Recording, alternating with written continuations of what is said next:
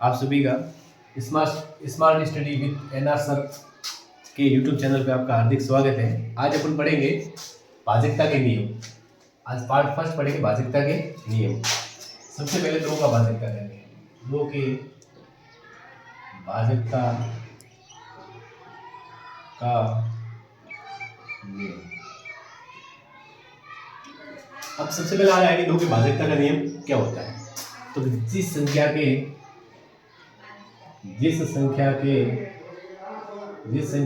अंत में 0, 2, 4, 6, 8 हो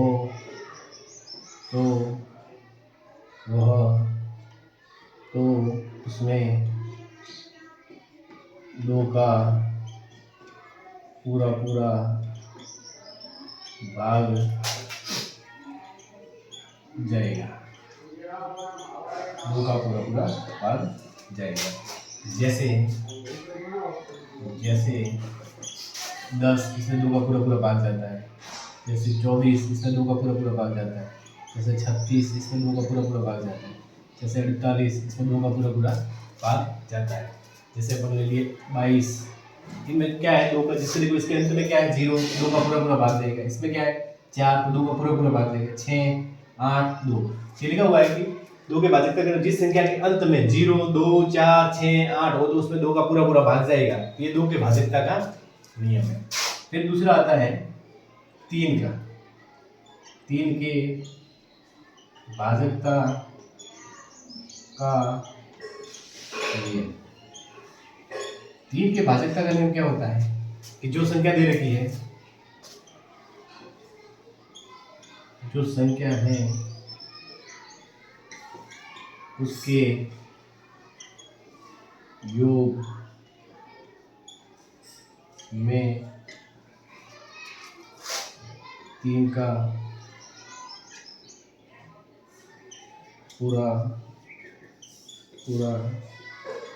भाग जाए। जैसे कोई भी संख्या दे रखी है उसके पूरा भाग जाए। जैसे 18, अब 2 संख्या दे रखी है, दोनों को जोड़ेंगे 8 और 1 को कितना आएगा 9। अब 9 के अंदर 3 का भाग पूरा जाएगा। इसका मतलब 18 है वो 3 के भाजकता का नियम। जैसे अपन ले लिए 27 में 2 संख्या को जोड़ेंगे तो कितना आएगा 2 और 7 हो गए 9 में भी 3 का भाग पूरा जाता है। ये होता है 3 का भाजकता का नियम। फिर आता है 4 के भाजकता का नियम। 4 के भाजकता का नियम। अब आते हैं 4 के भाजकता का नियम। इसमें होता है कि जो संख्या दे रखी है, संख्या दे रखी है उसके अंत की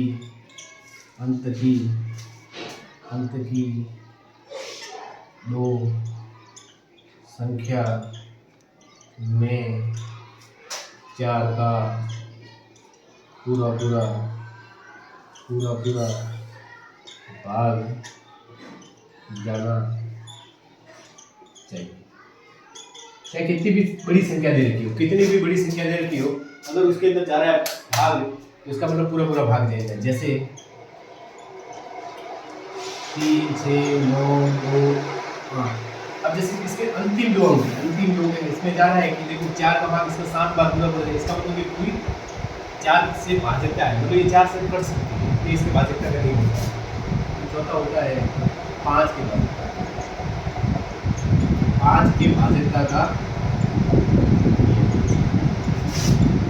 5 के भाजकता का नियम होता है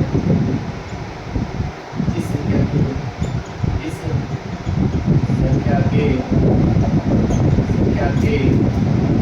अंत में 0 या 5 हो तो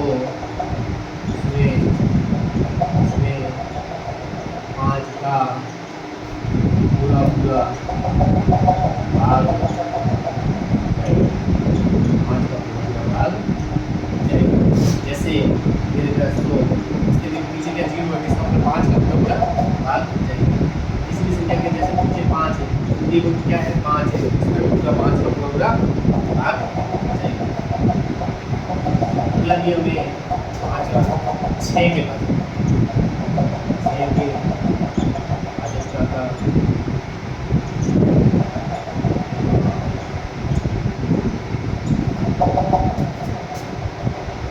दी गई संख्या में दी गई संख्या में 2 और 3 का पूरा पूरा भाग जाए तो वो 6 से विभाजित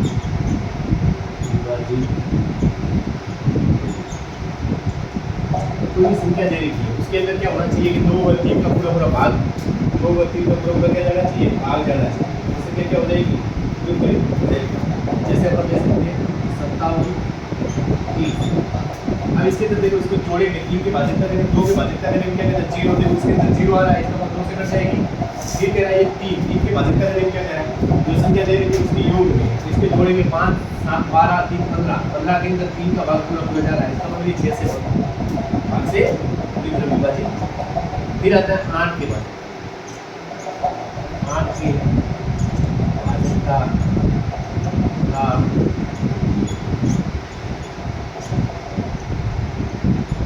दी गई संख्या के अंतिम 3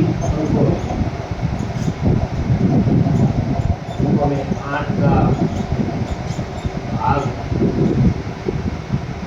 पूरा पूरा जाना चाहिए। अंतिम की 3 संख्या दे रही है, जैसे कोई भी अंक दे रहे उसकी 3 संख्या दे रही है, कितनी संख्या दे रही हो, 3 संख्या दे रही हो। 3 संख्या में क्या होना चाहिए, 3 संख्या में देते हैं उसका भाग पूरा पूरा जाना चाहिए। जैसे अपन ले सकते हैं 584, ले सकते हैं 584 ये 3 ही है, तो 3 के अंदर देखो लास्ट में जा रहा है, पूरा नहीं जा रहा है, 584 दे रखा है 584। या फिर अपन ले सकते हैं 73 584, 73 584 ये संख्या। अब लास्ट के 3 अंक है 584, 584 8 का भाग जा रहा है, 8 से 56 2 8 के 24, इसका मतलब पूरा पूरा भाग जा रहा है 3 के बाद, इसका मतलब ये 8 का भाजकता का। इसके बाद में आता है 9 के भाजकता का, 9 के भाजकता का योग, 9 के भाजकता का दी गई संख्या के योगफल में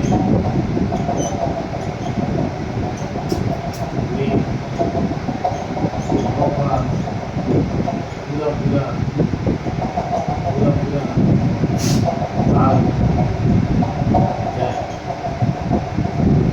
क्या दे रखा है 9 के भाजकता का नियम कह रहा है कि दी गई संख्या के योगफल में 9 का पूरा पूरा भाग जाए। जैसे 47 600 ये संख्या दे रही है, अब उसमें वो पता करना है कि इसमें 9 का पूरा पूरा भाग जाएगा, तो ये संख्या दे रही है, इसको जोड़ दो, 4 और 7 हो गई 11, 11 और 6 हो गए 17, 17 और 1 हो गए 18, 18 और 9 हो गए 27, 27 के अंदर 9 का पूरा पूरा भाग जाता है। ये हो गए भाजकता के लिए। रहे थोड़े बहुत और रहे जो भाजकता के लिए उनको अगली क्लास में अपन पढ़ेंगे।